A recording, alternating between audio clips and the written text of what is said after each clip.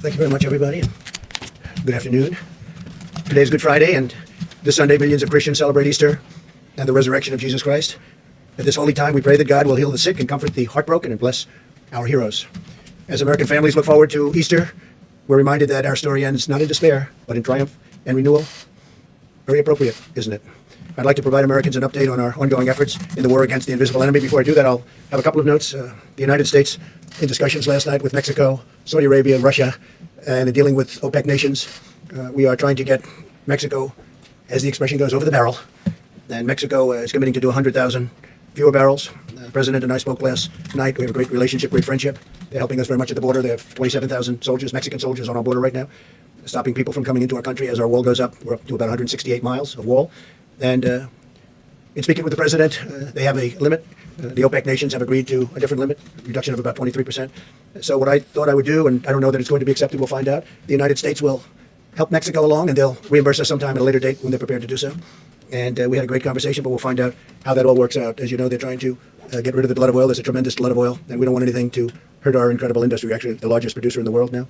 So we don't want anything to hurt those jobs, those great jobs in Texas and North Dakota and Oklahoma and everywhere. We have a tremendous energy, New Mexico, tremendous energy business, and we want to keep those jobs. So we're working on it. I think eventually it's going to work out. It may work out quicker than what most people thought possible, and maybe it won't, but it'll work out eventually. Our experts are monitoring the data from every part of our country having to do with the topic that we're here to discuss. In the midst of grief and pain, we're seeing clear signs that our aggressive strategy is saving countless lives. Tremendous progress is being made, although when you look at some of the numbers, I just spoke with Governor Cuomo, we had a good talk. When you look at those numbers, the numbers of death, people that have died, it's so horrible. Now on the other side, you have the numbers of beds being used, we were just saying, are substantially reduced. That's usually the sign that it's heading in the downward curve. So New York, we know where that is. But in the midst of all this grief and this pain, we're seeing these signs, and we're seeing them very strongly. And a lot of that has to do with the aggressive strategy in saving so many lives. We're saving so many lives compared to what it could have been. So nobody knows what the number is, but we had a number of 100,000 lives. As many as that is, it's impossible to even think of it. And that was the low end, with a tremendous amount of work and a tremendous amount of, you can call it many different things. Our people had to be extremely strong and brave to be able to put up with what they've put up with. But the minimum, if you did this, social distancing, and every other aspect, and I think I can say 90%, maybe even more than that, we're able to do it. The minimum number was 100,000 lives, and I think we'll be substantially under that number. Hard to believe that if you had 60,000, you can never be happy, but that's a lot fewer than we were originally told and thinking. So they said between 100 and 220,000 lives on the minimum side, and then up to 2.2 million lives if we didn't do anything. But it showed a just tremendous resolve by the people of this country. So we'll see what it ends up being, but it looks like we're headed to a number substantially below the 100,000. That would be the low mark, and I hope that bears out. The situation in Detroit and New Orleans appears to be stabilizing. Detroit has really started to go up, and now it is stabilizing. And New Orleans is a great place. I have so many friends there, they can't believe what's happening, but it's really stabilized. I spoke with the governor of Louisiana, and as you know, we're building them additional beds right now, the Army Corps of Engineers and FEMA, and that is going to be done, and I hope they're not going to be very well used, because I think they've really, I don't think they're going to need them, or certainly not very many of them. We built them a big hospital of 1,000 beds, and now we're in the midst of doing another 1,000. I don't think they're going to be using very many of them. That's a good thing. There was a time 2 weeks ago when we said that's not going to be nearly enough, we're going to have to build more, but we wanted to wait to see, and I'm glad we waited. It just looks like they're doing really well. Louisiana and the state of Michigan is doing really much better than we thought. In Washington State, we've made enough progress that the governor is now able to return an Army field hospital, so we're going to take that hospital. We don't think we need any more hospitals. We built thousands of beds all over the country, and we think we're probably not going to need that hospital anyway. If we do, we're ready to move it to a different location in New York. We're seeing hospital admissions declining very substantially, as I said, and nationwide the number of new cases per day is flattening, substantially suggesting that we are near the peak, and our comprehensive strategy is working. Over time, our guidelines to slow the spread are decreasing the rate of new cases very substantially, and will result in fewer hospital admissions, and we're seeing that. It's incredible. I think with no exceptions, it's looking like it's lower. And again, that's because of the people doing what they had to do, great people, and working with elected representatives and the doctors, the nurses, and everybody. I mean, just everybody. So everybody so has been so amazing. I was told this morning again, please mention all of those people working in the grocery stores, and it's true. The checkouts and the clerks and the people that are really, and a number of those people have become infected. So we want to thank them and a shout out to them. With the tireless devotion of American doctors and nurses and all of the medical people, we've kept our fatality rate very, very low compared to other countries. My administration is closely monitoring the data on the virus's impact on our cherished African-American communities, because they've been hit hard. And the Surgeon General will be sharing more of that information right after we're finished here. He'll be coming up and saying exactly what's happening, because it's really, it's very troublesome, I will tell you that. I'd also like to provide clarity on the important point for many Americans on elective surgeries. Well, we've asked hospitals to cancel surgeries and procedures that do not take place at this time, just not to do them now. The choice to delay any treatment still remains between the patient and their doctor. We're not advising Americans to postpone medical treatment that their doctor believes should occur now. So it's different kinds of surgery, obviously. But we're really getting to the point where you can start to think about doing that surgery, if necessary, pretty soon, I think pretty soon. Yesterday, I directed Secretary of Agriculture Sonny Perdue to expedite aid to American farmers. And Secretary Perdue will be using all of the tools at his disposal to develop a program and very quickly of at least $16 billion to provide relief for farmers, ranchers, and producers impacted by the coronavirus. In this time of crisis, we must keep our supply chains moving from the beginning, right from beginning to end, and we're committed to supporting the amazing men and women who produce supply. I did last night a statement on social media, and I said, I have directed Secretary Sonny Perdue to expedite help to our farmers, especially to the smaller farmers who are very, very badly hurting right now. I expect Secretary Perdue to use all of the funds and authorities at his disposal to make sure that our food supply is stable and safe, and our great farmers are prosperous and continue to be prosperous. We're working very hard to make sure our food supply chain is sound and plentiful, but we all know that that begins with our farmers, cattlemen, ranchers, and producers. So we're going to be working with the small farmers, the big farmers, the cattlemen, the ranchers, all of the producers. We're going to take care of them. We're working with them right now. We have a lot of money that was put there through our use of tariffs and other means, and we're going to help out our farmers.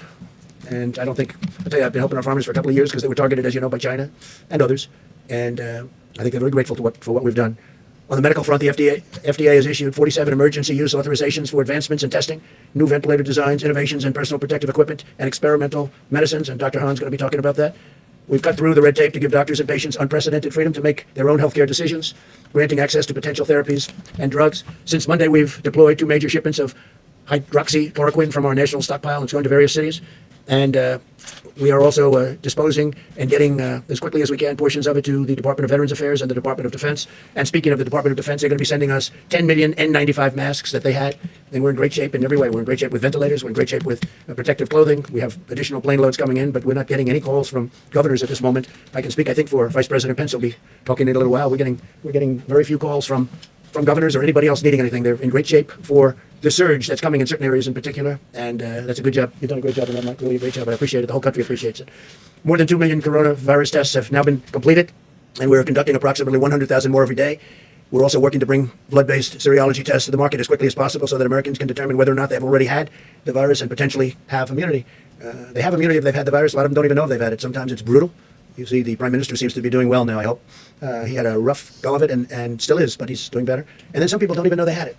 It could be sniffles, it could be they don't feel perfect, but they've had it, and they're the lucky ones. The NIH, CDC, and FDA are currently validating these antibody tests to ensure that they're accurate, and they're doing that at breakneck speed. I think we can say that, Doctor. We're going to get them approved very quickly, Dr. Hahn. When validated, we're confident that the production will scale up to tens of millions of tests very quickly. We're leading the world now in testing by far, and we're going to keep it that way. Other countries are coming to us, and they're wanting to know about our tests, and can they buy the tests, and can they do whatever they have to do to get the tests, and we're going to make that very soon. We'll be in a position to make that possible because it's important for them to have it. And we're going to have an announcement on the World Health Organization sometime next week. As you know, we give them approximately $500 million a year, and we're going to be talking about that subject next week. We'll have a lot to say about it. We'll hold it. Every American should be proud of what our country has achieved in just a short period of time. The U.S. military has deployed thousands of personnel to build 23 temporary hospitals with more than 16,000 beds, and we have the potential to build many more if we needed them. We're all ready to go, but I don't think we're going to need them, which is great news. And we built those hospitals in 12 states and the District of Columbia using the Defense Production Act, and we used it like a hammer. A lot of the media said, oh, we weren't using it. We used it like a hammer to a point where all we had to do is say the words and everybody gave us max, and they've done a good job. They really have done a good job with few exceptions. And we've harnessed the full power of American industry to produce ventilators and other essential supplies. Right now, we're making thousands of ventilators, many of which we won't need, but we'll use them in our stockpile, and we'll build that up. We'll also help build up the stockpiles, which they should have had in the states, and so we're working with governors on that, and we'll also help other countries. There are countries that are calling us for help. They need ventilators, and they're in no position to build ventilators. We are. We have Ford and General Motors, and many companies are building ventilators. So we're going to be helping at a not too distant point. We're going to be helping quite a few of the countries. Now, we've launched Project Airbridge to deliver nearly 300 million pieces of personal protective equipment from and around the globe. We're also shipping out 60 sterilization systems to 10 different cities that can each sterilize up to 80,000 masks each day, and I'm even hearing it can go up to 120,000 masks a day, certain equipment with certain additions. It's a company in Ohio that makes it. It's a great company, I hear it's a great product, works very well. I asked that question. I said, how come we have to buy so many masks? Why can't we sterilize the masks that are being used? And the answer was you can. In this case, they say up to 20 times. So we can take a mask, certain types of masks, the N95s in particular, and we can sterilize them, make them very clean, up to 20 times. That's a great thing. In addition, we passed the largest emergency economic relief package in American history to save the U.S. economy and protect the American worker. As you know, this past week, which was 4 active days on the stock market, Good Friday today is not included. The markets are closed. In 4 days, we had the biggest stock market increase that we've had in 50 years. That tells you that there's a pent-up demand. That tells you they want to get back. There's something good going to happen. I really believe that. There's something very good going to happen. We have to get back. So think of it in this horrible period, this horrible, dark period where this monster came and worked its horrible, horrible spell over the world. 184 countries as of this morning. 184 countries. We've done well, and I guess the market thinks we've done well because we had the biggest stock market increase without one day. We're talking 4 days instead of 5. That we've had in 50 years. 50 years. Think of that. More than 50 years, actually. In short, the American people have launched the greatest mobilization of our society since World War II, deploying every scientific, governmental, medical, and military resource to defeat the virus. So I want to just start then with, we're going to answer questions later. We'll have time. I think we have a lot of time today. A lot of people are off, as they should be, Good Friday. So I'll stick around. We'll answer questions later. I want to start with Deborah Birx, please, Dr. Birx, and you can go over some of the numbers we just looked at, and that'd be great. Thank you very much, Deborah.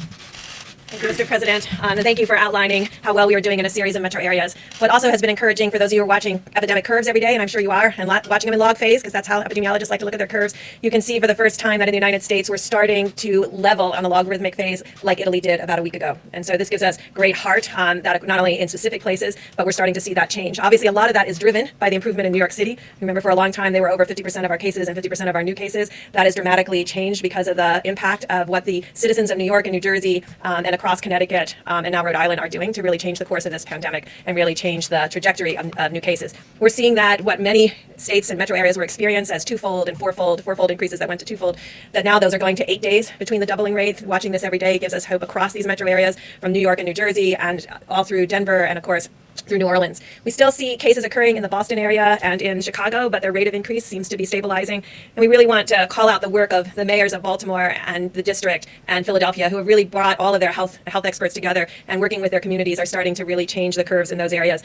What we're seeing is we're united in social distancing, and that's been very encouraging to all of us. And it should be encouraging to the healthcare providers that are on the front line, many of which are serving our Americans with such dignity and respect and ensuring that everybody gets optimal care. And as the president noted, our mortality in the United States is significantly less than many of the other countries when you correct them for our population. And that is really solely the work of our frontline healthcare providers. And so working with, you can really, hopefully you get the theme today that we are incredibly proud of our public health leaders at the city level, at the state level, at the federal level, who are working together to really change the course of this pandemic, working with their citizens and their communities to make these changes. And the American public who have really taken all of this to heart and stayed home. I know last week we really asked a lot of people in the Washington and Baltimore area to consolidate, not go out frequently to grocery stores or pharmacies. You can really see that that's having a huge impact. So it's really about the encouraging signs that we see, but as encouraging as they are, we have not reached the peak. And so every day we need to continue to do what we did yesterday and the week before and the week before that, because that's what in the end is going to take us up across the peak and down the other side. We continue to really applaud the work of California and Washington State and Oregon. We're learning from all three of those states, from their public health officials, about how they were able to keep the virus from ever becoming logarithmic. And I think that's an important lesson for all of us on how they did that, what the timing was, in case we ever have to face this issue in the future. Thank you, Mr. President.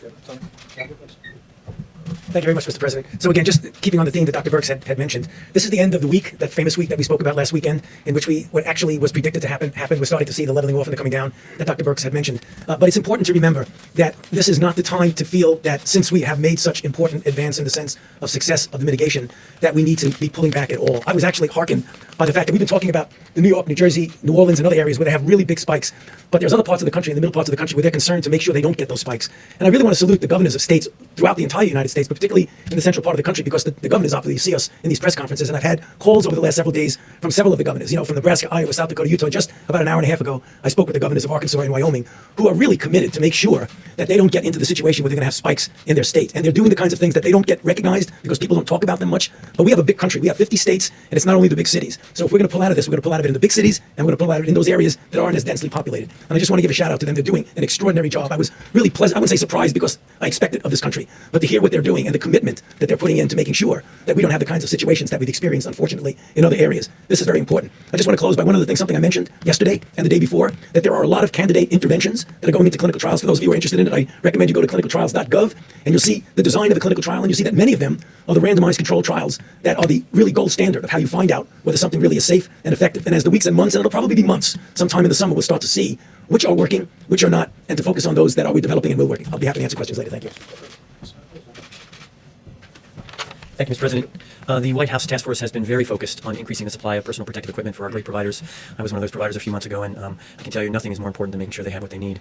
So in order to increase the supply of N95 masks, FDA has worked with industry and has now authorized 2 companies who will supply machines to sterilize N95 masks. Admiral Polovchek and FEMA are purchasing on behalf of U.S. government 60 sterilization machines, as mentioned by the President, and they will be positioned around the country to increase the amount of supply of N95 masks. Each machine will be able to sterilize 80,000 N95 masks per day, and we hope to actually increase that further. The Vice President and the White House Task Force challenged us yesterday, and we responded as a team. FDA issued revised guidance regarding the laundering of gowns, because gowns are another issue in terms of supply that we're looking forward on. This is not something that normally happens around the country, but issued this guidance. It's on our website now at FDA, so there's information about how hospitals can do that to increase the supply. We've heard concerns that maybe hospitals might not want to do that because of regulations, and I can happy to tell you that Administrator Verma and I have worked on this. Certified providers and suppliers who follow FDA guidance as posted on the website will be compliant with Medicare and Medicaid requirements. And then finally, last week, FDA it provided guidance to manufacturers on manufacturing specifications for cloth gowns. This is another attempt to increase the number of gowns. Typically, it's plastic or other types of materials. And this guidance, if followed, can be used by manufacturers to actually make these gowns, and no further regulatory red tape will be necessary. They can go into circulation. Thank you. Thank you, Mr. President. Good afternoon, everyone. I started off the week talking about the challenges that lie ahead, and I want to finish the week just by reiterating what you've heard. Mitigation works. It definitively and quantitatively is working, and I want to say thank you to America for your efforts to help flatten the curve and to save lives. But at the President's direction, yesterday I met with 2,000 Hispanic leaders from their communities, and today the Vice President led a phone call that I was on with hundreds of African-American leaders, including the Reverend Jesse Jackson, including Derek Johnson of the NAACP, including the National Medical Association and the Black Nurses Association, to talk about some of the alarming trends we're observing regarding the impact of COVID-19 on communities of color.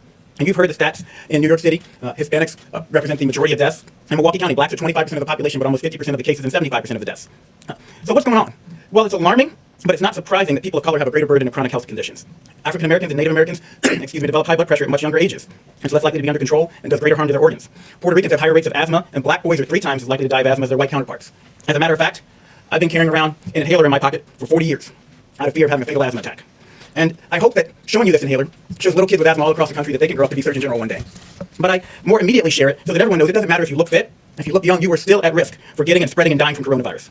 The chronic burden of medical ills is likely to make people of color, especially, less resilient to the ravages of COVID-19, and is possibly, in fact, likely that the burden of social ills is also contributing. Social distancing and teleworking we know are critical, and you've heard Dr. Birx and Dr. Fauci talk about how they prevent the spread of coronavirus. Yet only 1 in 5 African Americans and 1 in 6 Hispanics has a job that lets them work from home. People of color are more likely to live in densely packed areas and in multi-generational housing situations which create higher risk for spread of a highly contagious disease like COVID-19. We tell people to wash their hands, but a study showed 30% of the homes on Navajo Nation don't have running water. So how are they going to do that?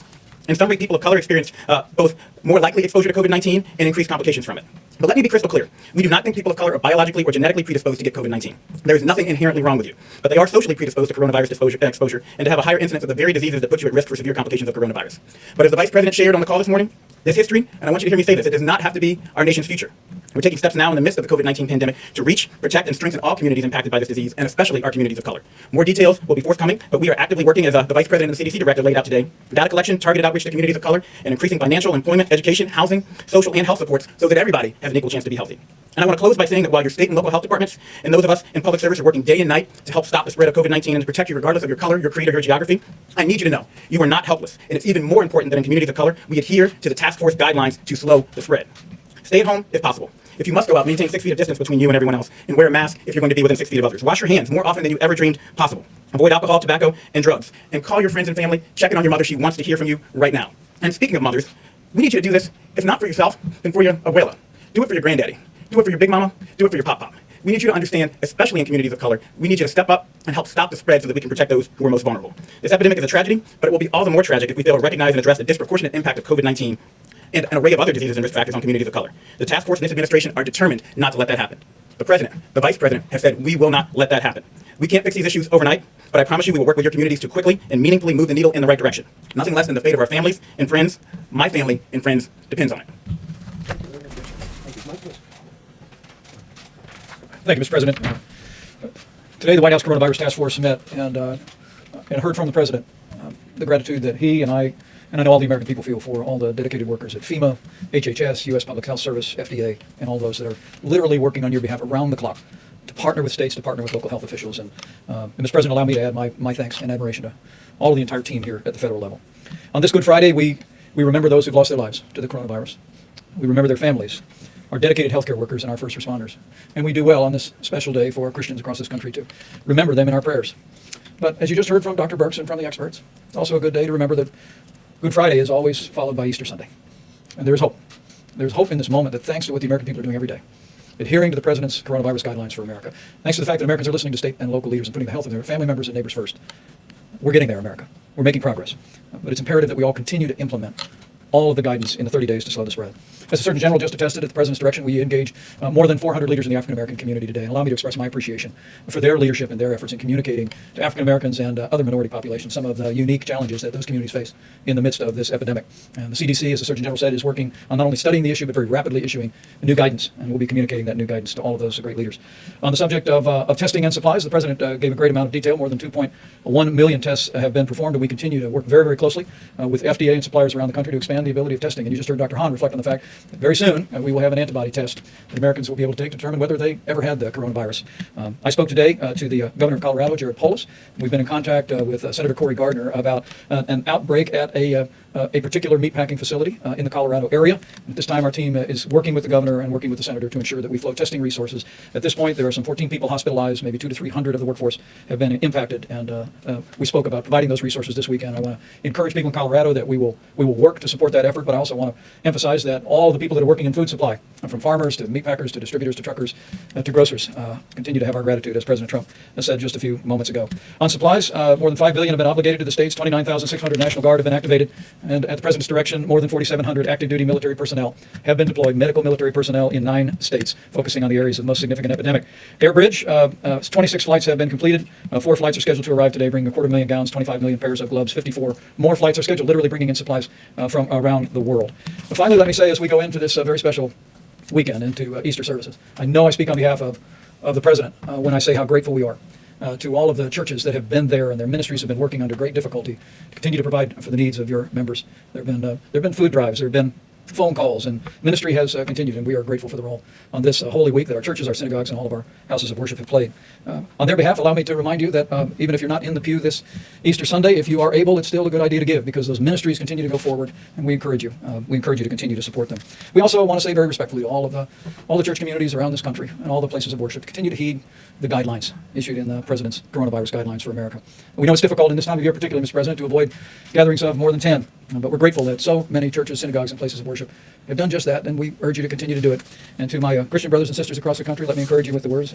We should all remember that Jesus said, wherever 2 or more are gathered, there he is also.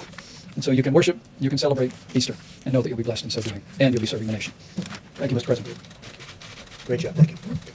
Okay, it's Good Friday. Let's be nice. Okay, let's be real nice. Yeah, please go ahead. Mr. President, can you clarify a little bit what the U.S. offered to Mexico in order to agree to that oil deal, and then also go into detail about what you spoke about on oil with President Putin this morning? So all of the OPEC nations met, and others, and they're all agreeing to cut back because there's a tremendous glut. We're filling up our strategic reserves. We don't even have room to store it. In fact, they're using ships to store oil. There's never been anything like this. It was being overproduced to start off with, and then you had the virus, and that took off 40% right there. So we have there's a glut of oil like nobody's ever seen before. It's good in many ways, and depending on where you are, who you are, it's bad. We have a tremendous energy business with hundreds of thousands of jobs. We're doing great. #1 in the world. So they all got together and they said, we're going to cut it because we have to get rid of this tremendous supply. Now, the good news is gasoline prices, I'm saying 90 cents, 85 cents in different parts of the country, a gallon. Nobody's ever seen that. I guess you have to go back to the 1950s where they had the big, large dollar bills. Remember? You don't remember. You're too young. But the fact that you have to go back a long ways to see it. So there's some good. The airlines are trying to come back. Having low fuel costs is good for them. And other reasons. Steel manufacturing. But a lot of the steel goes to building what we do for the oil and engineering firms. So, that's a double-edged sword. But we want to keep our energy. We want to remain independent. We will remain independent, I think, regardless. But we want to get rid of this tremendous overflow. There's no place to even store it. So the OPEC nations met. They've been meeting. And, I've hated OPEC over the years. Absolutely hated them. But obviously it broke down. And we potentially have years' worth of supply, a long time before it ever can catch up, even if they do reduce it. And they agreed, but Mexico didn't agree. It was one of the few countries that didn't agree. This is OPEC Plus. These are OPEC Plus countries outside, you understand. And Mexico didn't agree. And I understand the president very well. He has a level when he came in, and he wanted to keep it at that level. Oil is important for Mexico. The problem is, and I explained it very strongly, you're going to be selling it for $5 or $10 a barrel. So in the end, it's bad. But he did have some political difficulty with it, frankly, and I understand that too. And it's a small amount for us. It's a large amount for Mexico, but it's a very small amount for the United States, being the biggest producer. So I agreed to pick up some of the slack. So he was going to reduce it by 100,000 barrels, reduce his output by 100,000 barrels, and I was going to pick up the slack, and they would make it up to us at a later date. They would make up what we're doing at a later date. It could be in a different form. And I don't know whether or not that's going to be, if Mexico was acceptable, I don't know whether or not that's going to be acceptable to the other oil-producing nations. We'll find out. But it's something that would certainly be acceptable to me to get it over the back. So Mexico is going to reduce by 100,000 barrels. And that would mean that they're 250 to 300 barrels short. We'd make up the difference. They would reimburse us at a later date. Okay? You mean make the difference by cutting U.S. production? By cutting some U.S. production. Now, the U.S. production's already been cut because we're a market-driven economy, and oil is very market-driven. They've been cutting oil all over the place. We're cutting it back. And what does it mean really? It means we have it in the ground, we can use it. Now we have a lot of ground with a lot of oil in it. I think we're number one in that too. We're probably number one, especially with ANWR. As you know, I got ANWR approved in Alaska. That's one of the biggest finds anywhere in the world. So when you add it all up, I think we're probably number one, even in what we have. We're very lucky. We grew up in a land that was rich in a lot of ways, but it's also rich because it has a lot of oil underneath, oil and gas. And as you know, natural gas, LNG, is all over the country now at a very low price. And our carbon, our atmosphere, the level of environmental cleanliness is at its all-time best right now. All-time best. Because we are using a lot of natural gas. But we have many forms of energy, including some of the newer forms that people want to see us go to. We have a lot of different forms of energy. We're number one in the world. We want to keep it that way. So we're helping Mexico out. We will be reimbursed in a form sometime in the future. Mr. President, I'll ask you about the new federal projections in a moment, but first, today you tweeted the invisible enemy will soon be in full retreat. Given it's invisible, without widespread testing, how would you know? Well, I think that we're going to have it in retreat. Will it be today? No. Tomorrow? No. But it will be at a certain point in the not too distant future. It will be gone. How do you know about the widespread testing, specifically my Oh, question? no, because people aren't going to go to the hospital. People aren't going to get sick. You're going to know that with that. But we're going to do very substantial testing. We're doing more testing right now than any other country in the world by far. And if you'd like to have that question answered, I'll have the professional answer it. Deborah, perhaps you could come up. We are doing tremendous testing, but you'll know. You're going to know before anybody because you're going to see nobody's getting sick anymore. It will be gone, and it won't be that much longer gone. I'll ask you about the projections after. Thanks, Mr. President. Thank you, Mr. President. So the testing, I want to reemphasize about what kind of testing we're talking about. This is RNA diagnostic testing. That is the platform that was built to respond to this epidemic. It is the same platform that we utilize for HIV viral loads. And so many HIV clients have also given up their space on the machines to have these tests run for all of Americans. This assay is complicated. It's not like an assay that you have for your other diseases, your strep test or other diseases like that. This is a very complicated assay that requires a lot of technical oversight, and it's part of the reason why not all 100% of machines are running at full capacity, but we had great discussion with the lab directors about that. Every day more are brought online, and so, but I think we have to create expectations of what the daily test rates will be. Last year, we probably did 3 million HIV viral loads or 4 million HIV viral loads as a country. We've done over almost 2.2 million in 4 weeks. So this is unprecedented in what we have to do. I think that's why we're working very hard for two pieces, and I want to make sure that people understand testing is just part of our strategy. The other part of the strategy has to be the syndromic and influenza-like illness, where there's an alert to an illness, and so that we're surveying where we know the most vulnerable cases have appeared. And the great call that I had with the mayors and with the health officials yesterday and mayors today, a lot of the rural areas, their primary, and as it was in Washington and California, was at the nursing homes. So the issue is to build a testing strategy that speaks to our strengths of laser focusing, a strategic approach to testing when we know what our volumes are, and they increase every day, but we have to be realistic about what the volumes will be a week, 2 weeks, 3 weeks from now, and combine that with strategic surveillance so that we're testing symptomatic people and their contacts very quickly to go back to contact tracing, utilizing our complete strategy. And I think we're very much interested, and that's why the president 3 weeks ago really put us on getting an antibody test. And I think I called from the podium for our university colleagues and hospitals to begin an ELISA-based test because that's a blood draw, but we really wanted a finger prick to make it easy and deployable. That's what's being worked on now. Of course, we don't want to promise until we have it, because I think we deserve that. The American people deserve that, to have a test that is efficient to let people know who's been positive for immunity. That's critical to epidemiologists and public health officials to know what the penetrance of a virus was into a community when all you're seeing are the serious cases and testing the most symptomatic. And so that's a question that we still have. Is this the tip of the iceberg? Or is this half the iceberg or 3/4 of the iceberg, what we have seen to date? And we have, I just want to complete the thought by saying, in the areas where we had an outbreak, these large metros, Louisiana, Denver, Detroit, Chicago, New York, New Jersey, but per capita, we've done more tests than any other place in the world. That was intentional. We focused the tests where the need was the greatest and the burden of disease the greatest. And now we're trying to really see how strategically that very valuable resource can be utilized around the countries to create a mosaic of testing combined with surveillance. Can I ask about the new federal projections? There's new reporting today. The new federal projections suggest lifting. I'd like to ask you, if I can, about the new federal projections that suggest lifting the 30-day shelter-in-place orders would lead to a spike in infections. Have you seen those new projections from your Department of Homeland Security and HHS? First of all? When did they say this would take place? When? They said it would take place if the 30-day shelter-in-place were to be removed. There are 3 different We'll examples. talk about that. Dr. McGill, did I talk about Doctor, you're thinking of those? They haven't seen it. I guess you're saying, I guess they leaked it to NBC. They didn't leak it to us. It's being reported by Nobody's seen it, and they're the ones that do it. It's your administration's way. It's from the HHS and DOJ. But I'll circle back. We'll find out about it. They don't know about it. So in Do you want terms to say something? First of all, I haven't seen that, so I can't quote on that. But yeah, that's okay. I still haven't seen it. I've been here all day. So what I think that they're talking about is that whenever you pull back, you would expect that you might start seeing cases. And what we've been talking about, what Dr. Birx has just mentioned, is that when you see that, that's where you want your resources to be able to very efficiently, in real time, identify, isolate, and contact trace. So don't let anyone get any false ideas that when we decide at a proper time, when we're going to be relaxing some of the restrictions, there's no doubt you're going to see cases. I would be so surprised if we did not see cases. The question is how you respond to them. I think that's what they're referring to. I guess the question, Mr. President, should Americans have to decide between staying healthy and going back to work? Look, I think we're going to do both. We're going to go back to work and we're going to stay healthy. And staying healthy is also a proportion. If you look at what we're doing, we're looking at a date. We hope we're going to be able to fulfill a certain date, but we're not doing anything until we know that this country is going to be healthy. We don't want to go back and start doing it over again, even though it would be in a smaller scale. Yeah, Jeff, go ahead. Thank you. So just a follow-up on the oil question. The President of Mexico said that you would agree that the U.S. would cut production by 250,000 barrels per day. Is that what you agreed to? Yes, we would, which we've already done, by the way, but we would agree to a reduction cut. They would agree to do something to compensate us in the future. Okay. Did you make any assurances to Saudi Arabia that you, the United States, would not bail out oil drillers here? We didn't discuss that with Saudi Arabia. We just discussed the numbers and we discussed who's opposed and who's not. And pretty much everybody is in favor of it because they're getting clobbered. They're all getting clobbered. All of those countries are having problems. If you look at Saudi Arabia, that's their source of income, primary source of income by far. So they want to do it. Russia wants to do it. The OPEC nations want to do it. They all want to do it. So we'll see what happens. There's a difference between wanting to do it and doing it. Yeah, go ahead. Oh, yeah, in the back. Thank you, Mr. President. This is a national security question back to Venezuela and China. Venezuela, This morning. go ahead. Your administration has placed a $15 million bounty on Venezuela's Nicolas Maduro.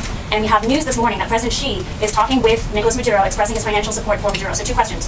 One, have you discussed with President Xi the U.S. policy on Maduro? And two, how does this affect U.S. policy with regards to its war on anti-. We will not be happy if that takes place. I have not spoken to President Xi of China about Venezuela, about that aspect of Venezuela. But if that took place, we will not be happy. Okay? I will not be Are happy. you concerned that he's opening up another I'm concerned financial about everything. I'm concerned about everything. That's why I don't sleep a lot. I get myself concerned about everything, but I would not be happy about that. Go ahead. President, getting back to Peter's question, a variation of that question, your doctors who are gathered here seem to be in doubt as to whether or not the country can reopen on May the 1st. If they come to you before May the 1st and say the country is not ready, or huge parts of the country are not ready to reopen on May the 1st, will you listen to them? I listen to them about everything. I think they're actually surprised. I have great respect for these people, all of them. That recommendation And others that are working with us. I have great respect for this group. In fact, I told Tony Fauci, I said, why don't you move to New York, run against AOC, you will win easily. But he decided that he's not going to do that. Okay. I kid, by the way, you know this. Some of your allies have been bashing these doctors. Would you tell them to cut it out?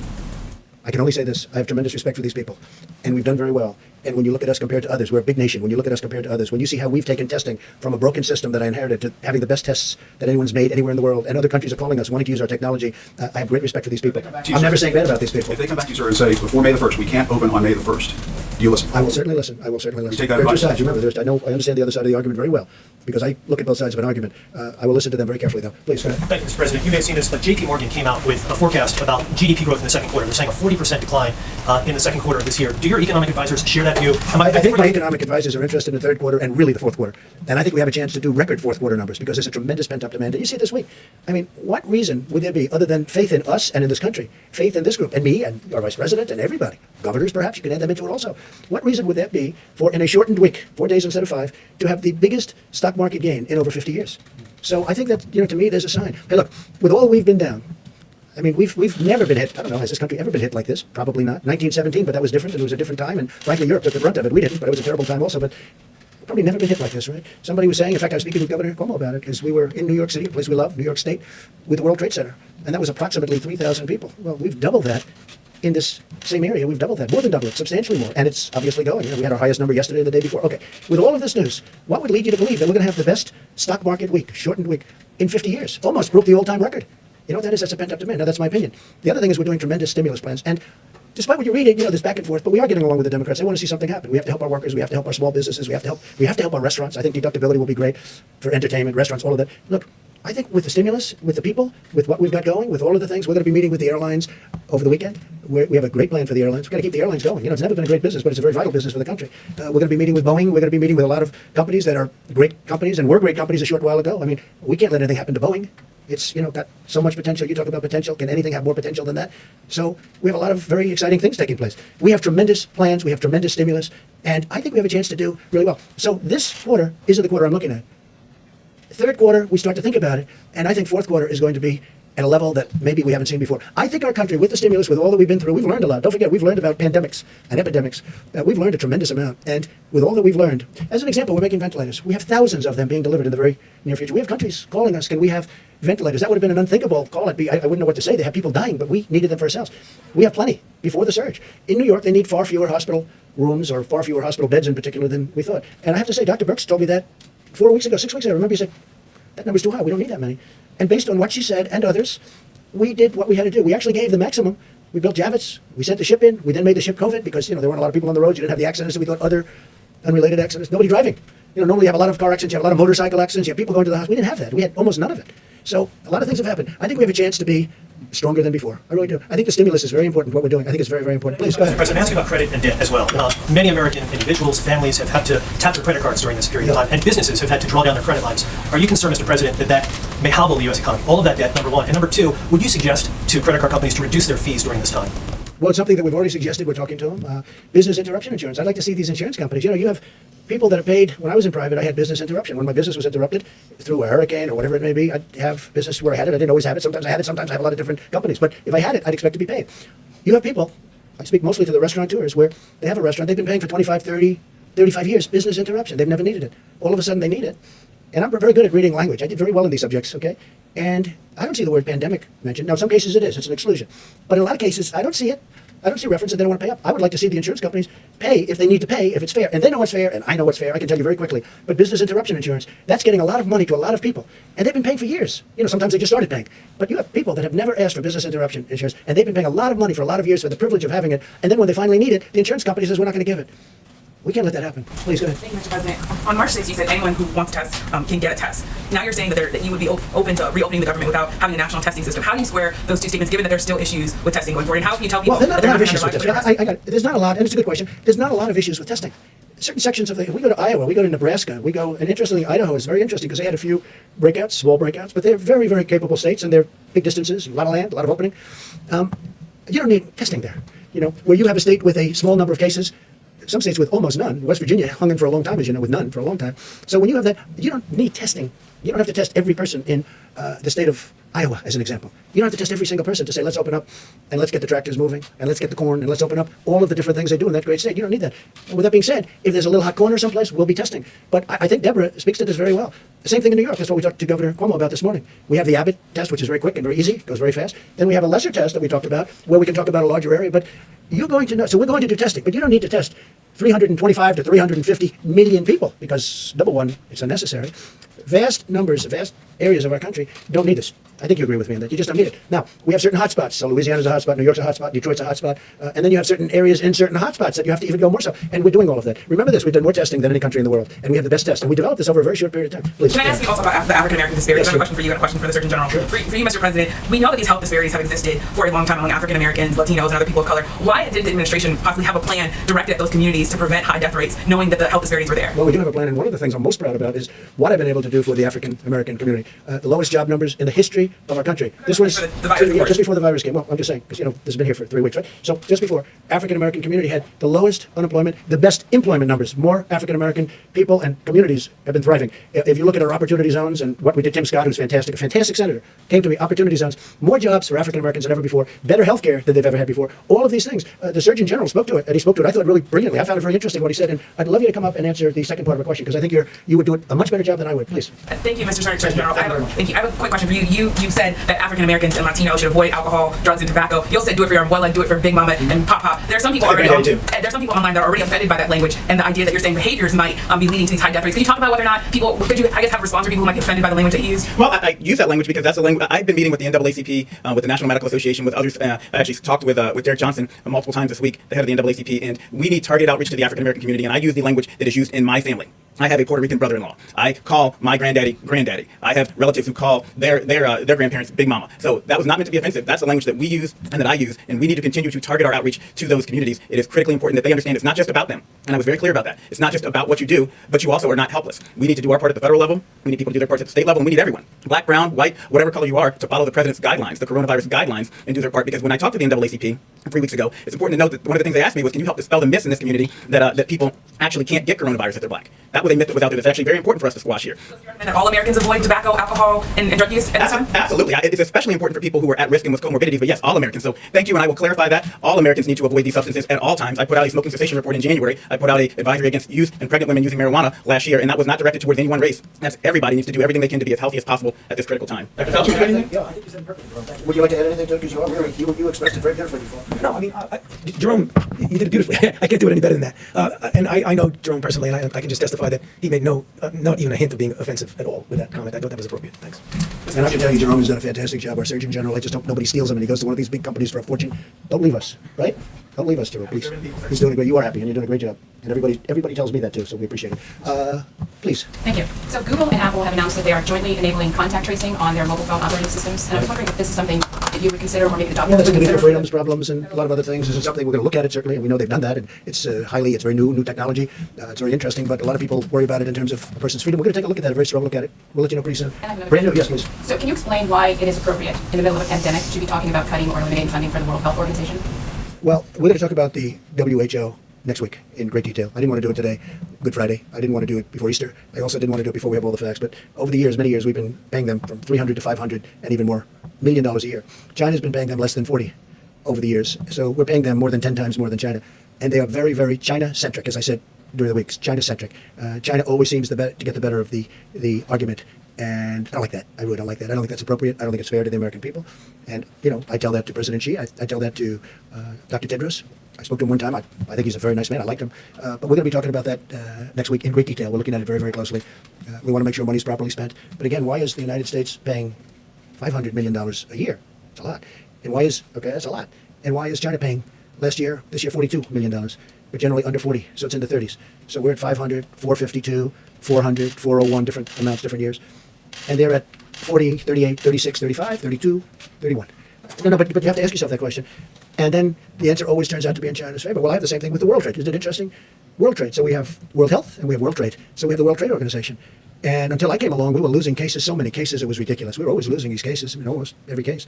And now we're winning cases. We just won $7 billion because they know I'm not going to put up with it. China has been unbelievably taken advantage of us and other countries. For instance, they're considered a developing nation. I said, well, then make us a developing nation too. They get big advantages because they're a developing nation. India, a developing nation. The United States is the big developed nation. Well, we have plenty of development to do, okay? And now we're winning cases because they know that if we're not treated fairly, I'm going to pull out. Now, you never heard this before because nobody ever talked about the World Trade Organization, but the World Trade Organization has treated us very unfairly. But they know I'm not going to put up with it because all of these countries are taking advantage of the United States. Now, in the courts, and the court system, we're not approving new judges over the last year. We're not going to approve them. And Bob Lighthizer is working very hard on that. But we had always a minority position, meaning numbers of judges. So we'd have a minority number of judges. I said, how do you win with a minority number of judges? But all of a sudden we're winning. And the reason we're winning is they know if they don't treat us properly, and we won $7 billion just this very recently, and the money is pouring in. And we won other cases too. We won a lot of cases. But from covering it, I know you know that the United States was taken advantage of by the World Trade Organization. And by the way, speaking of China, if you look at the history of China, it was only since they went into the World Trade Organization that they became a rocket ship with their economy. They were flatlined for years and years, frankly, for many, many decades. And it was only when they came into the World Trade Organization that they became a rocket ship because they took advantage of all the rules. I'm not even blaming them. I'm saying how stupid were the people that stood here and allowed it to happen. But we don't allow that to happen. And if they don't treat us fairly, we'll leave. But now we're starting to win cases. How about somebody new for a change? Come on. Hi, Mr. President. As many schools and school districts are closing across the country, Florida Governor Ron DeSantis has not ruled out closing or opening out schools in May, saying that many kids are not vulnerable to this disease. Do you agree with that assessment? And do you believe that would you recommend that schools open up and to those states that have? Well, I have a lot of confidence in Ron DeSantis, a lot of faith in Ron DeSantis to make the right decision. He's doing a great job as governor. Ron DeSantis, I had read where he's thinking about opening up the schools earlier than the date, the end of the month. I'd have to look at the numbers. But again, I like to allow governors to make decisions without overruling them. Because from a constitutional standpoint, that's the way it should be done. If I disagreed, I would overrule a governor. And I have that right to do it. But I'd rather have them, you can call it Federalist, you can call it the Constitution, but I call it the Constitution. I would rather have them make their decisions. But he's made a lot of good decisions. And he hasn't said he's going to, but he's thinking about it. So I'll take a look at it. If I can ask a follow-up to one of the doctors. If you allow children back into schools, wouldn't that pose a threat to spreading the virus even further to some of those vulnerable Well, I think the answer is people? obvious, but if you want, either, would you want to just talk about that, maybe? Kelly? Yeah, I mean, from pure public health issues is that if you have a situation in which you don't have a real good control over an outbreak and you allow children to gather together, they likely will get infected. And if they get infected, the likelihood that they will bring the infection home. So that really is a risk. I don't know the situation at all in any detail, and I'm not specifically speaking about Florida. I'm just speaking generically about what happens when you have infections in the community and you have a congregation of people, such as in classrooms, that's a risk. Has anyone under 25 died, Dr. Fauci, in the country? Yes. The governor said that no one under 25 has died. I guess you could clarify that people under 25 can die as a result of this. Yeah, I'm not sure. Again, in the country. Okay, let's do that because I don't want to have to be answering for a particular state. Yes, people under 25 have died of coronavirus disease in the United States of America. So if you reopen the country in May and there's a new outbreak or a spike in infections, are you open to the idea of shutting the country down again? Depending on the outbreak, yeah. And that's happened, as you know, with a couple of countries. You know what I'm doing? I'm watching other countries. In many cases, they're ahead of us from the standpoint that it attacked them before us. It hit them first. And I'm watching what's happening with respect to certain other countries, some of them obvious, some of them less obvious, and what they're doing and the success that they're having. And that's going to play a large part of the role. We're also setting up a council of very, very great doctors and business people. We're going to be announcing it on Tuesday. Some great people. Economic task force. Is this a second task force? This is beyond economic. This is really, I call it the Opening Our Country Task Force, or Opening Our Country Council, so we don't get it confused with Mike's task force, which has done so great. And we're going to have the great business leaders, great doctors. We're going to have a great group of people. We'll probably do it by teleconference because we don't really want them traveling in for their own purposes. I don't think it would look good also, but we don't want them traveling in. So we'll do teleconference. We did one the other day with the banks, and it was very successful, the teleconference itself. And we'll be announcing names on Tuesday who's on it. And that'll play a role, but ultimately I have to make that decision. And then I'll have to make a decision. Do we close a little area that's a hot spot? I do say this, Jim. I want to get it open as soon as possible. This country was meant to be open and vibrant and great, not where people are staying in. I would love to open it. I'm not determined anything. The facts are going to determine what I do. But we do want to get the country open. So important. So I'll have a task force. I'll have a council. It's going to be announced on Tuesday with names that you have a lot of respect for, a lot of great names, different businesses, different people. Top bipartisan. I didn't even ask. I mean, honestly, I think it's bipartisan. The one thing I didn't ask, are you Republican or a Democrat? Hard to believe, but I did ask. So it would be. And I want their views on what they think. also very important in different parts of the country. Because you go to the Midwest, it's different than perhaps the East Coast or the West Coast. Now, the West Coast, those numbers are really pretty amazing on the West Coast. Very interesting. So we're going to be announcing that in a very short while, probably Tuesday. Go ahead, please. Mr. President, government officials in Latin American and Caribbean nations, Bahamas, Cayman Islands, have been saying that U.S. authorities are blocking the shipment of PPE in certain cases. I'm wondering if you could speak to that. Well, what we're doing, we have a tremendous force out there, naval force, and we're blocking the shipment of drugs. So maybe what they're doing is stopping ships that they want to look. We're not blocking. What we're doing is we're making sure we don't want drugs in our country, and especially with the over 160 miles of wall, it's getting very hard to get through the border. They used to drive right through the border like they owned it, and in a certain way they did. They could drive right. They had human trafficking. They had all of a sudden they have a powerful wall up. And they're not driving through that wall. That wall is tough, and it's also loaded up with equipment, cameras and sensors and everything you can think of. On top of that, we have drones flying back and forth over it. So it's a very powerful barrier between Mexico and the United States. A lot of people, though, what they're doing now is they're trying to come in through the waterways, whether it's the Gulf or the ocean itself. And what we're doing is we're being very tough, and we're being tough because of drugs and also human trafficking. And remember, the human trafficking is mostly females. It's mostly females. It's horrible, and what we're seeing is horrible. But you have we have a human trafficking problem worldwide, the likes of which, you think of it as an ancient thing. It's not ancient. It's bigger now than it's ever been before over the last 10 years because of the internet. The internet made human trafficking to the extent that it is now, which is massive. The internet made it so big. So we have a big naval force that's stopping. So maybe when you mentioned that, maybe the ships are getting caught, but we are stopping a lot of ships and we're finding a lot of drugs. Yeah, please. Thank you, sir. On the additional money for small I meant you, but that's okay. Go ahead. We'll do this. Go ahead. On the additional money for small business, apparently Treasury Secretary Mnuchin speaking with the Democrats in Congress. Yeah. Are you allowed talking about the new? Oh, yeah, the new $250 billion. Are you willing to give into Democratic demands for additional money for hospitals, states, and cities in that interim round? I'd rather have that be in phase 4. I don't deny it. I think it's fun, but I think it should be in phase 4. And I think we should have infrastructure, and I think we should have a payroll tax moratorium, because that's something that over a period of time the workers get, sort of semi-immediately. It's over that period of time. It starts immediately, but it's over a period of time. I mean, there are a lot of people, I'm one of them, that would have liked to have seen the payroll tax cut as a permanent cut. But we should do the double-edged, meaning business, employee, payroll tax cut. So we're talking about that. And I'm certainly okay with helping the states and helping the hospitals. I just think, because look, the hospitals need help. You see what they've gone through. And the states need help. Some states in particular need help. They need big help. I'm willing to look at that very strongly, but I like looking at it in phase 4. The 251 is actually... the plan is working out well. The banks are getting started with the distribution. They've taken thousands and thousands of applications. The numbers aren't even believable, the number of applications. They're swamped with Bank of America and Wells Fargo, and I guess Citibank is just now kicking in. And also what nobody's talking about, the commercial banks, the community banks. Everyone's talking commercial banks. The community banks are doing tremendous volumes. And they're probably doing them faster from what I understand. I hear the community banks, frankly, are the easiest ones in terms of getting the money out.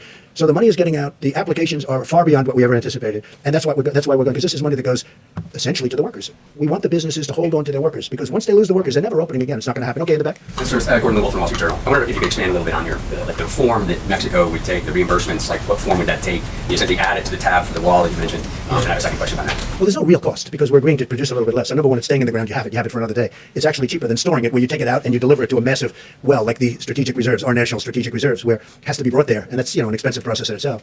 But oil is getting to a point where, there are some areas, some people would say the water is more valuable than the oil. You never thought you were going to see that. You never thought, having covered, I know you cover it, you never thought you'd be seeing oil at $20 a barrel, but how about $10 a barrel? That you never thought you'd see. So we are looking at it very strongly. There is no real cost. I want to help Mexico out. We have a great relationship with Mexico, a great relationship with the president. I really like him a lot.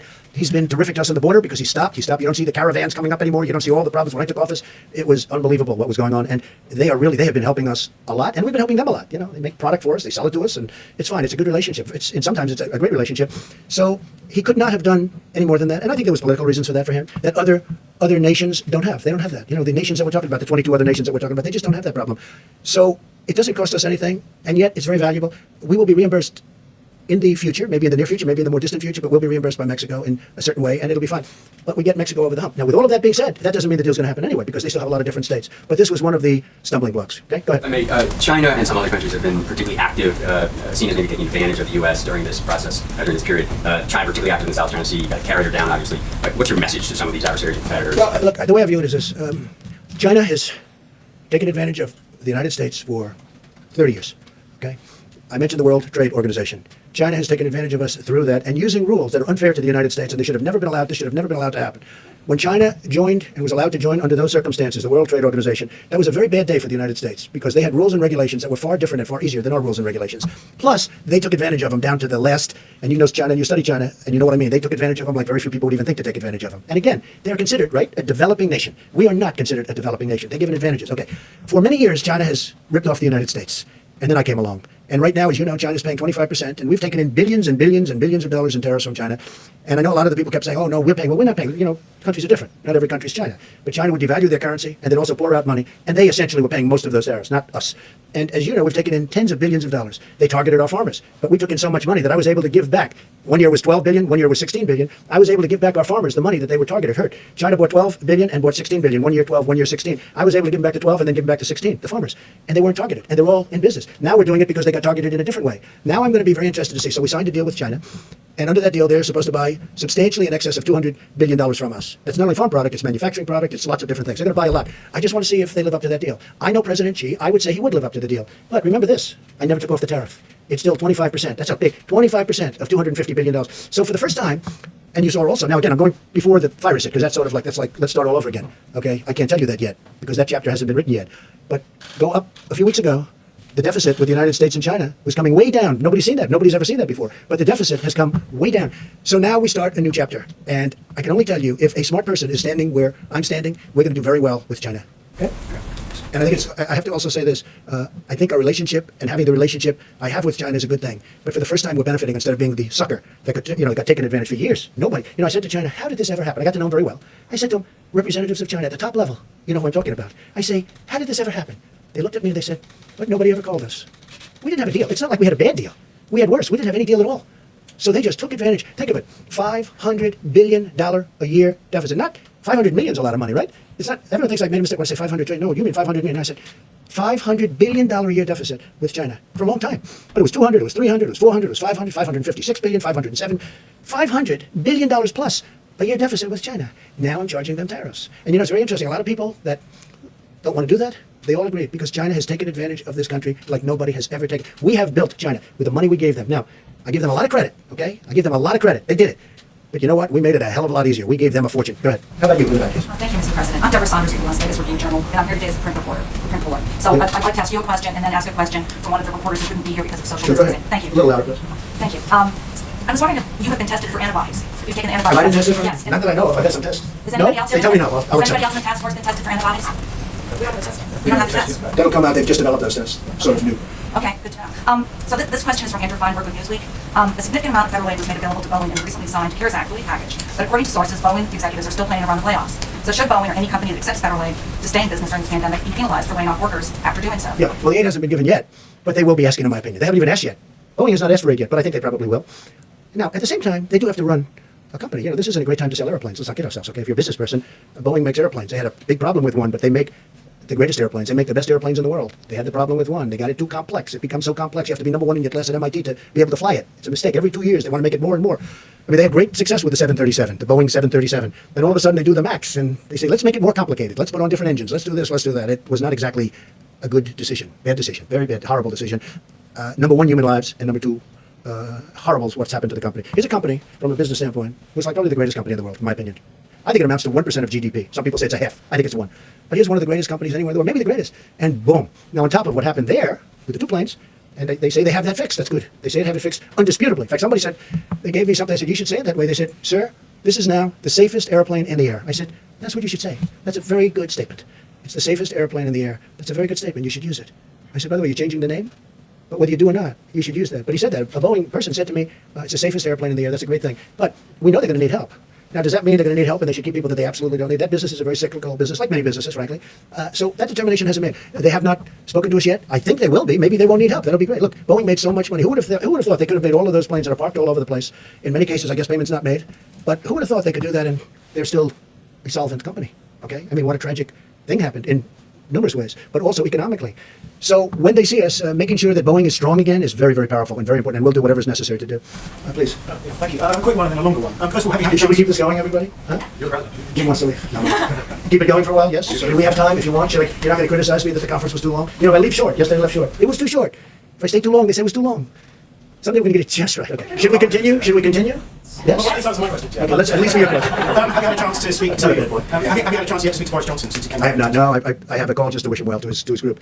No, I don't want to be calling him now. I want him to get better. He's a great guy. He's become a friend of mine, a real friend of mine. He has a great feeling for our country. Obviously, for his country, he loves it.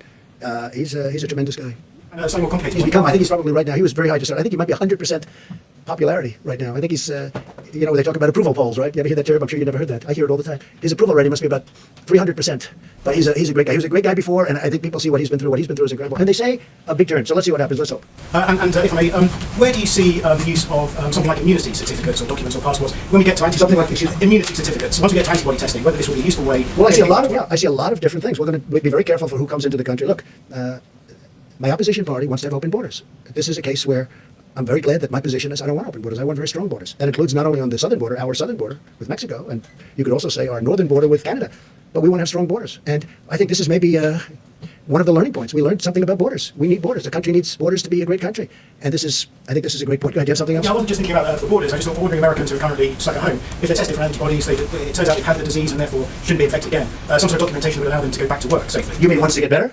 Yeah, well, we might okay, so they have the disease, and they're better, and they have the immunity now. They have, supposedly, according to what I'm hearing, it could be for a long period, could be for a lifetime, it could also be for a year or two, I'm hearing, Tony. So nobody's told me yet if it's for a year, if it's for 2 years, or if it's for a lifetime. Like chickenpox. They say if you have chickenpox, you have immunity.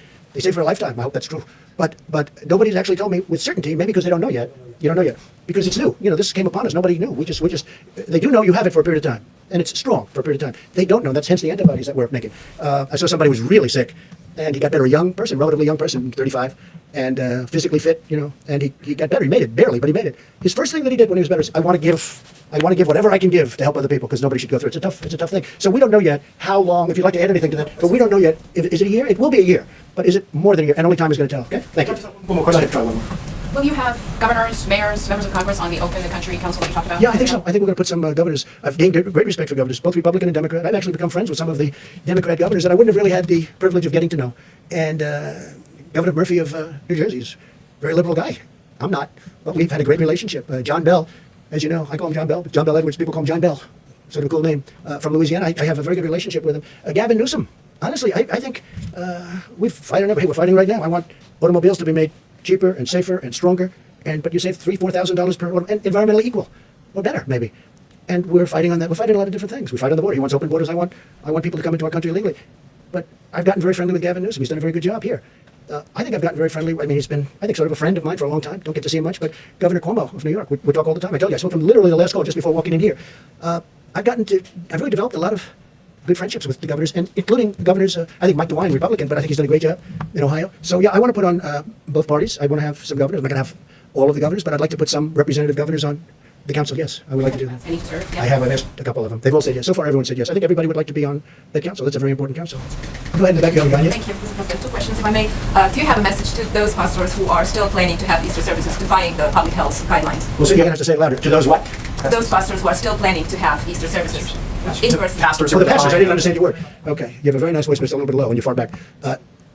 I've had talks with the pastors, and most of the pastors agree. And it's a very complex subject. Let's face it. For the obvious reasons, I don't have to go into it. Most of the pastors agree that they are better off doing what they're doing, which is distancing. They feel that let's get this over with, and they want to get back to church so badly. I mean, can you imagine we have Easter Sunday, and I'm going to be watching Pastor Robert Jeffress, who's been a great guy. Did I tell you? He's been a great guy, and I'm going to be watching on a laptop. Now, a laptop is not the same as being in his church or being in another church. It's not. No matter what you say, you don't get to say, oh, isn't it wonderful? But I've done this for 3 weeks, and they've had tremendous, I let people know who it is. They've had the biggest audiences they've ever had. They have millions of people now watching, and people are really liking what they're hearing. So I'm going to be with, on Easter, Pastor, I don't even know if he knows it yet, but he will soon. I think he will in about 2 minutes. Pastor Robert Jeffress, and he's a terrific guy, a terrific man. I've gotten to know him very well. He's a man of great compassion. He loves our country, and I'm going to be with him on Easter. I'm going to be with him watching on a laptop. Doesn't sound good, but it's it's one of those things. It cannot be church, and I'm not going to get into it. It cannot be church. Most pastors and most people of faith, people that we listen to and respect and admire. Franklin Graham is a person I have great respect for. Most people who's done an incredible job in New York on Central Park, where they put up Samaritan's Purse. He's done an incredible job. The son of the late great Billy Graham. His family is incredible. He's incredible. Franklin Graham, the job he's doing he loves to do it. He has such a passion, and that's why he's so good at it. He does it with incredible love, and he will tell you. We're all saying we've got to get our country cured.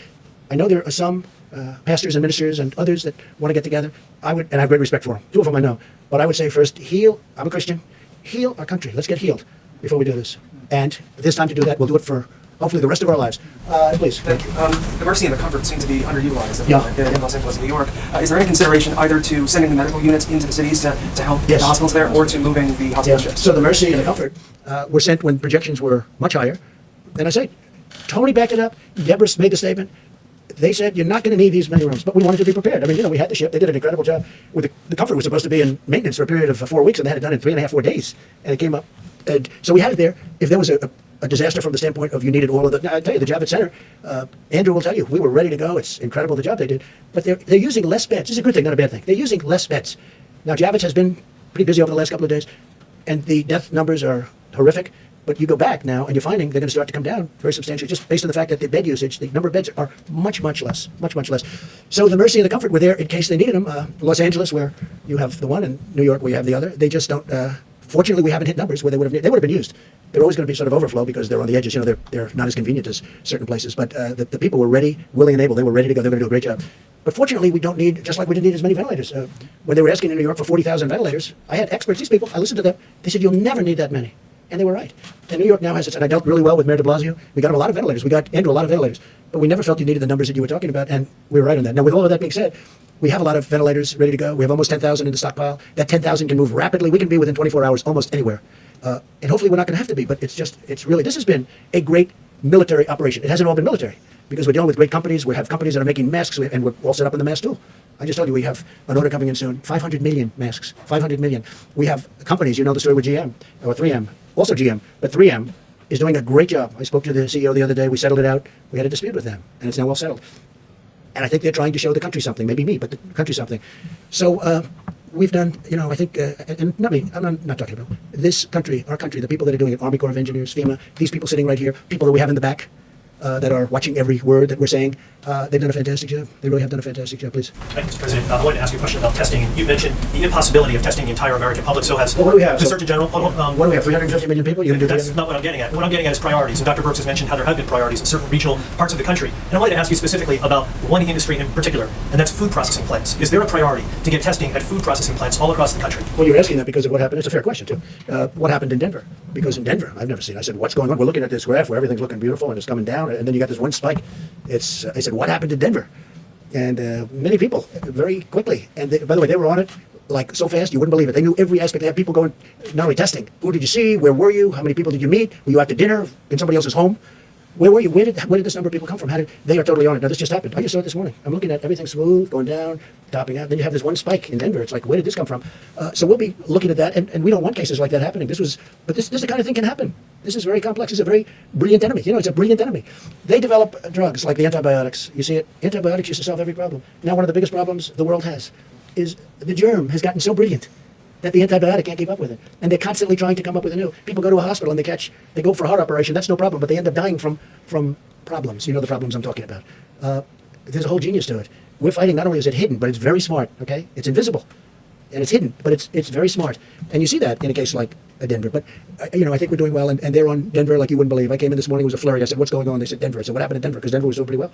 And they've got that under control. But yeah, that would be a case where you do some very big testing. Peter? Mr. President, we learned that more than 16 million Americans filed for unemployment over the past 3 weeks. It's Good Friday. It's payday. We are seeing troubling, paralyzing lines at food banks around the country. What do you say to those Americans in need right this moment? Number one, I love them. Number two, we're working really hard. It wasn't their fault what happened. Sometimes they don't do a good job and they lose their job. That's one thing. This is a case where we take the strongest economy in the history of the world, which is what we had. More people working in the United States, Peter, than ever before. Almost, I mean, look at the numbers. 160 million people. Almost, just short of 160. Excuse me. So we have the greatest economy we've ever had. And by the way, black unemployment, Hispanic unemployment, Asian unemployment, the best numbers we've ever had in virtually every way. And then you get hit like this. And it's traumatic. People that had great jobs, that went out to dinner, they didn't have any problems, they take their family, they were making good salaries. All of a sudden, you know, you use the term cold turkey. It's cold turkey. They go from that to having no money and waiting for their checks, which are being processed very rapidly, but they have to go out and look for money. It's a terrible thing. All I say is we love them. We're working so hard, and they're going to be back. And I hope they're going to be back even stronger than before. Let me ask you about that, if I can, just to follow up then. You chose not to do a national stay-at-home order. Now that you say you want to reopen parts of the economy, what authority do you have to do that? Isn't it ultimately up to the states to do that? You know, it's really, the states can do things if they want. I can override it if I want. But the national stay-at-home, just so you understand, 95% of the country is stay-at-home. Like as an example, I was speaking with the great governor of Texas, Greg Abbott, the other day. He has a stay-at-home. A lot of people didn't even know it, but he had a stay-at-home. Some people reported Texas wasn't. He had a very strong stay-at-home. 95 to 96%. South Carolina, as you know, has it, which at one point a week ago they didn't have. South Carolina, another great governor, McMaster. 95% of the country is covered. Now, the states that aren't, and again, constitutionally, from a federalist standpoint, if I thought there was a problem, if I saw a state with a problem, I would absolutely demand it. But they're doing great. And the states that aren't are states that have not had a big problem. What authority do you have to reopen right now? The same way that's up to the states to shut it down, it's up to them to I reopen. have great authority if I want to use it. I would rather have the states use it. I would rather, and this is so shocking for me. A lot of people say, wow, he's really very reasoned, isn't he? A lot of people are shocked. They think I'd do it. I have absolute authority to use it. But so far, our relationship with governors and the job they're doing, I haven't had to do it. Would I do it if I saw a state that was out of control and they didn't have the stay-at-home policy? I would do it in a heartbeat. Jeff? Mr. President, there's obviously a lot of interest in how you're going to make that decision. That's a very big decision. I don't know that I've had a bigger decision than that when you think, right? I agree. Think of that decision. Somebody said it's totally up to the president. I saw this one. It's totally up, and it is. I don't know that I've had a bigger decision. But I'm going to surround myself with the greatest minds, not only the greatest minds, but the greatest minds in numerous different businesses, including the business of politics and reason. And we're going to make a decision, and hopefully it's going to be the right decision. I will say this. I want to get it open as soon as we can. We have to get our country open, Jeff. You say, sir, what metrics you will use to make that decision? The metrics right here. That's my metrics. That's all I can do. I can listen to 35 people. At the end, I got to make a decision. And I didn't think of it until yesterday. I said, this is a big decision. But I want to be guided. I'm going to be guided by them. I'm going to be guided by our vice president. I'm going to make a decision based on a lot of different opinions. Some will maybe disagree, and some I'd love to see it where they don't disagree. Will there be risk? There's always going to be a risk that something can flare up. There's always going to look at what's happening where countries are trying to get open and there's a flare up and they'll go. But I'd like the flare up to be very localized so that we can control it from a local standpoint without having to close. There's always a risk. This is genius that we're fighting. We're fighting this hidden enemy, which is genius. Okay, it's genius. The way it's attacked so many countries at so many different angles. And I mean, you take a look at what's going on. And the greatest doctors in the world, I think they're close, by the way, but they haven't figured it out yet. Look what it's done to some people. I mean, some people it's grabbed, and it's a horrible way to go. You want to know the truth? It's a horrible. And then other people it hardly has an impact on. We talked about it. It's sniffles. It's less. They don't even know they had anything. And some people, I looked at New York this morning, and I look at what's happening and the amount of people that are dying and dying, violently dying. It's a very tough adversary. But we're going to win. We're going to win it. We're going to win it very decisively. I'm going to have to make a decision, and I only hope to God that it's the right decision. But I would say, without question, it's the biggest decision I've ever had to make. Follow up, the doctor, if I may, for Dr. Fauci and Dr. Birx. The models, as I understand them, are based on social distancing continuing through May. Is that correct? And if you were to open the economy on May 1st or sometime during that month, would that impact the models in terms of the deaths that you expect? Want to answer that? We're taking turns today. Good. So the model, the IHME model, does state that it's through May. We've had these model discussions, haven't we, for weeks now. So the models are informed by the data, and you can see how much that model has shifted on the amazing work of the American people. So I think that's what we're evaluating right now. Remember when I talked yesterday, I've been in public health a long time. I have never, except for Ebola, where we worked very closely with the communities about specific issues, we've never taken a countrywide or a global-wide approach to mitigation. This is unprecedented. I will tell you there is nothing in the literature about specifically what to expect, and I think that's why the models continue to modify themselves based on what actually has happened with social distancing and hand washing and all of the pieces that the American people are doing, the decreasing, the closing of the bars, the closing of the restaurants, no communal eating. That was thought to be a very big issue in many of the other cultures that went through this virus. So the models continue to evolve based on the impact. And so therefore it makes it very difficult to interpret each component of social distancing and which ones are absolutely critical. Now there's a way to do that in multivariate analysis potentially, and I want everyone to understand there are states that are testing.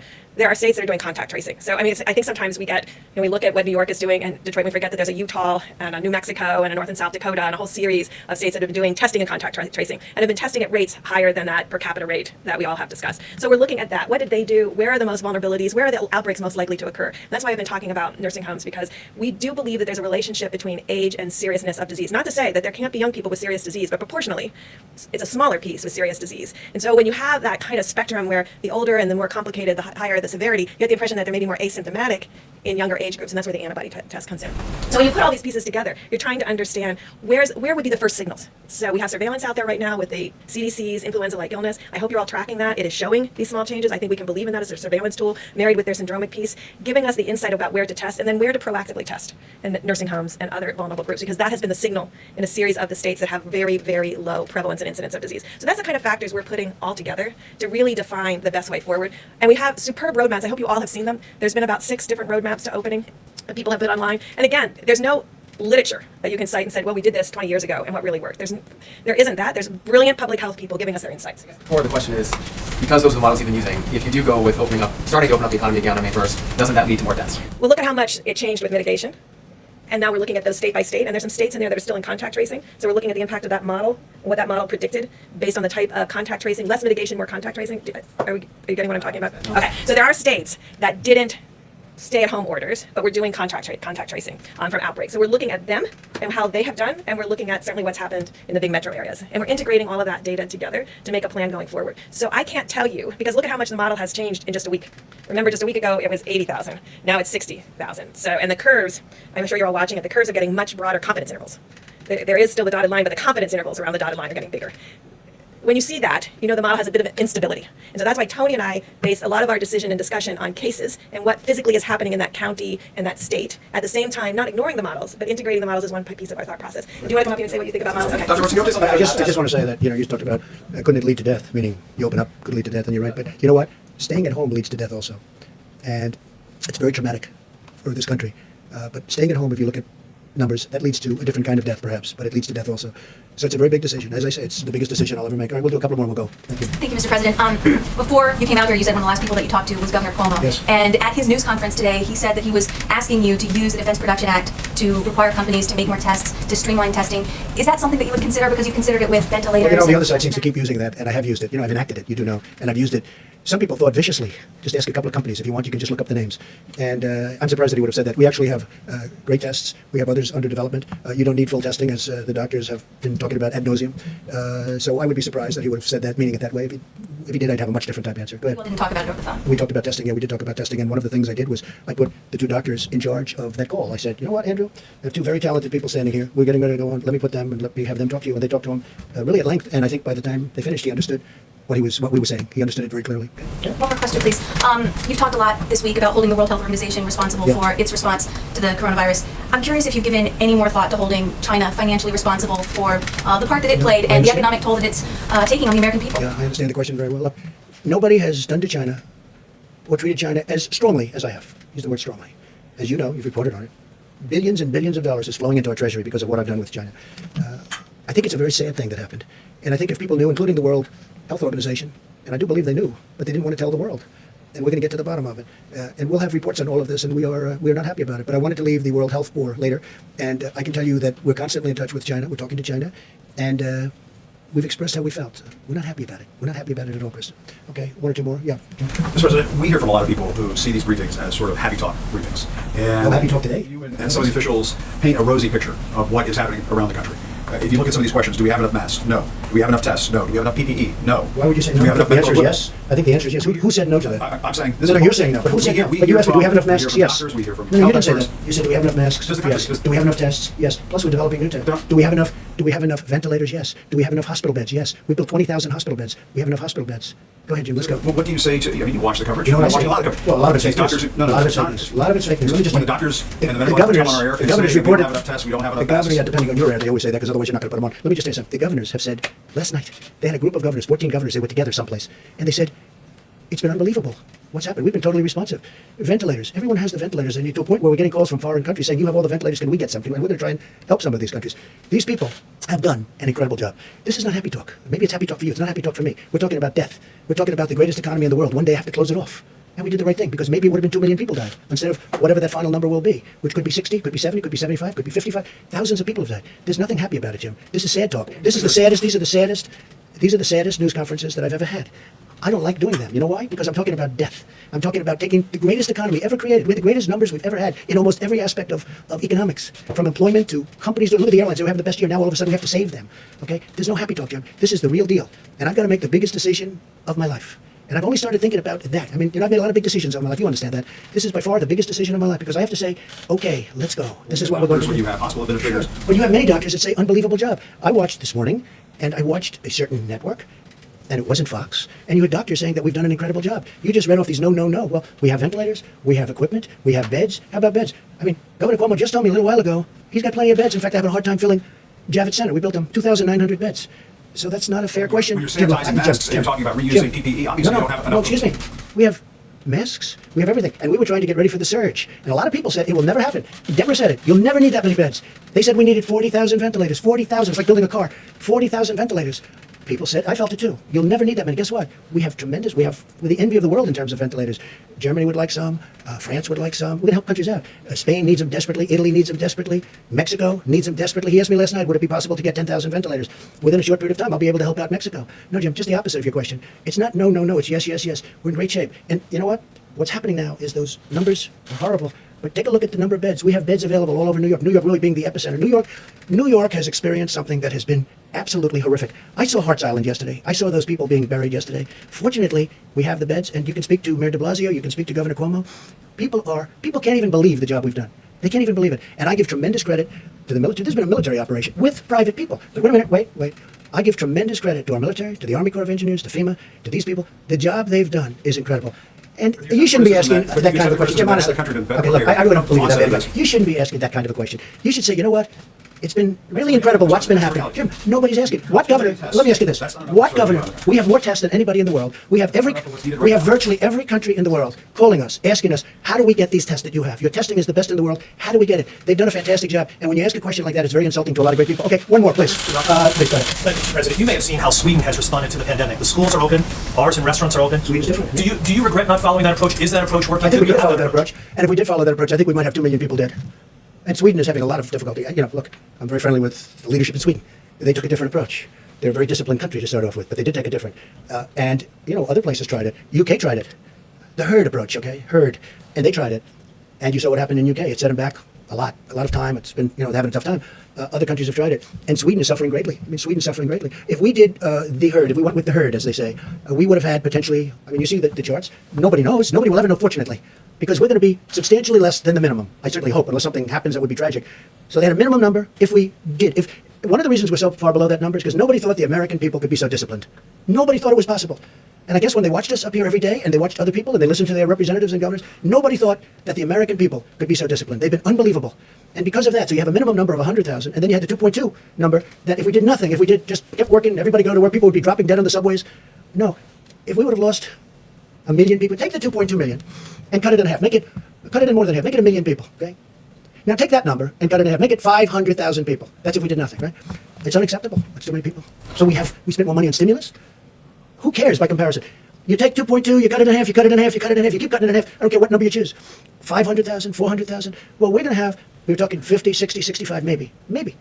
But if we would have done what one country tried, and it has been very tough for them, you know that, very, very nasty, very tough. But if we would have done that here, and again, you got to remember, UK tried it. And I was a little surprised, and I watched it. They were going about 2 weeks, and they said, we got to stop, because they were going to have a whole country infected. So, with all of that being said, we got to get back to work. We got to get our country open.